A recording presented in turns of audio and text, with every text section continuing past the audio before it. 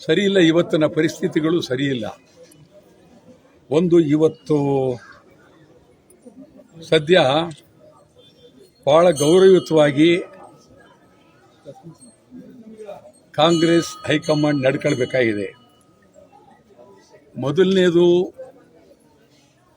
ಈ ಬದಲಾವಣೆ ಅಂದರೆ ಅಧಿಕಾರಿಗಳನ್ನ ವರ್ಗ ಮಾಡಿದಾಗ ಮಾಡೋದಲ್ಲ. ಇದಕ್ಕೊಂದು ಗೌರವ ಇದೆ. ಅದರಲ್ಲೂ ಸಿದ್ದರಾಮಯ್ಯ ಈಗಾಗಲೇ ಅವರು ಸುಮಾರು 50 ವರ್ಷದಿಂದ ರಾಜಕಾರಣ ಇದ್ದಾರೆ.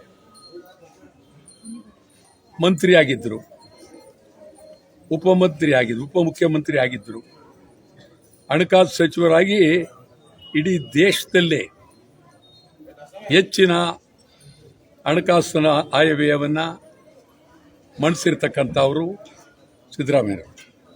ಮುಖ್ಯಮಂತ್ರಿಯಾಗಿ ಸುಮಾರು 7 ವರ್ಷ. ಮತ್ತು ಸಿದ್ದರಾಮಯ್ಯನೇ ಏನಾದರೂ ನೀವು ಬದಲಾವಣೆ ಮಾಡಿದರೆ ಆ ಥರ ಮತ್ತೊಬ್ಬ ವ್ಯಕ್ತಿ ಕಾಂಗ್ರೆಸ್ನಲ್ಲೂ ಇಲ್ಲ, BJPಲೂ ಇಲ್ಲ, JDSನಲ್ಲೂ ಇಲ್ಲ. ಸಿದ್ದರಾಮಯ್ಯ ಇದೇ ಕೊನೆ ಕೊಂಡಿ. ಸಿದ್ದರಾಮಯ್ಯ ಬಹಳ ಗೌರವಯುತವಾದ ವ್ಯಕ್ತಿ. ನೀವು ಹೈಕಮಾಂಡ್ನವರು ಇದನ್ನು ಸುಲಭವಾಗಿ ತಿಳ್ಕೊಳ್ಳೋಕೆ ಹೋಗಬೇಡಿ. ಸಿದ್ದರಾಮಯ್ಯನ ಕೆಳಗಿಳಿಸೋದಿಯಲ್ಲ, ಬಹಳ ಅತ್ಯಂತ ಘೋರ ಅನ್ಯಾಯ. ಇಡೀ ರಾಜ್ಯಕ್ಕೆ ಮಾಡೋದ ಅನ್ಯಾಯ ಆಗುತ್ತೆ. ಇದು ಅದ್ಭುತವಾದ ಪ್ರಜಾತಂತ್ರ ವ್ಯವಸ್ಥೆಗೆ ಇದೊಂದು ಅಪಕಾರಿ ಬೆಳವಣಿಗೆ. ನೀವು ಬದಲಾವಣೆ ಮಾಡ್ತೀವಿ ಅಂದ್ರೆ ಇದೇನು? ಅಧಿಕಾರಿಗಳು ಬದಲಾವಣೆ ಮಾಡೋಕ್ಕಾಗೋದಿಲ್ಲ. 2 ವರ್ಷ ನೀವು 2 ವರ್ಷ ಇದಾಗೋದಿಲ್ಲ. ನಾ ಹೇಳ್ತೀನಿ, ಗಂಭೀರವಾಗಿ ಗೌರವದಿಂದ ಪ್ರಾಮಾಣಿಕವಾಗಿ ಹೈಕಮಾಂಡ್ ನಡ್ಕೋಬೇಕಾಗಿದೆ. ಗಂಭೀರವಾಗಿ ಸಿದ್ದರಾಮಯ್ಯನವ್ರನ್ನ ಬದಲಾವಣೆ ಮಾಡೋದು ಇದೆಯಲ್ಲ, ಅದು ಒಳ್ಳೆಯ ಬೆಳವಣಿಗೆ ಅಲ್ಲ.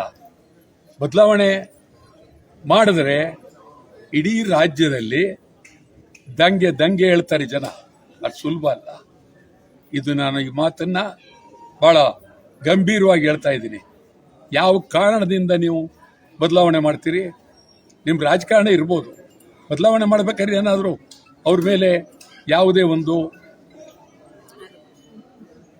ತಪ್ಪು ಬೇರೆ ವಿಚಾರಗಳಲ್ಲಿ ಅವರು ಏನಿಲ್ಲ, ಬಹಳ ಗಂಭೀರವಾಗಿದ್ದಾರೆ, ಒಳ್ಳೆ ಆಡಳಿತ ನಡೆಸಿದ್ದಾರೆ. ಮತ್ತು ಆ ವಯಸ್ಸಿನಲ್ಲಿ ಯಾರು ಕಾಂಗ್ರೆಸ್ನಲ್ಲೂ ಆ ಥರದವರಿಲ್ಲ, BJPಲೂ ಇಲ್ಲ, JDSನಲ್ಲೂ ಇಲ್ಲ. ಆದ್ದರಿಂದ ನನ್ನ ಇದ್ರ ಪ್ರಕಾರ ಎಲ್ಲಿವರೆಗೆ ಸಿದ್ದರಾಮಯ್ಯನ ಇರ್ತಾರೆ ಆರೋಗ್ಯವಾಗಿ, ಅಲ್ಲಿವರೆಗೂ ಈ ರಾಜ್ಯದ ಮುಖ್ಯಮಂತ್ರಿಯಾಗಿದ್ದರೆ ನಿಜವಾಗ್ಲೂ ರಾಜ್ಯಕ್ಕೂ ಗೌರವ, ಕಾಂಗ್ರೆಸ್ ಗೌರವ, ಪ್ರಜಾತಂತ್ರ ವ್ಯವಸ್ಥೆಗೆ ಗೌರವ, ಈ ನಾಡಿಗೆ ಗೌರವ. ಎಚ್ಚರಿಕೆ ಕೊಡ್ತಾ ಇದ್ದೀನಿ ಹೈಕಮಾಂಡ್ ಅವ್ರಿಗೆ. ದುಡುಕೋಕೆ ಹೋಗಬೇಡಿ, ಕಂಠ ದುಡುಕಬೇಡಿ. ದುಡಿದ್ರೆ ರಾಜ್ಯದಲ್ಲಿ ಮುಂದಿನ ದಿನಗಳಲ್ಲಿ ಅಪಾಯ ಇದೆ. ಎಚ್ಚರಿಕೆ.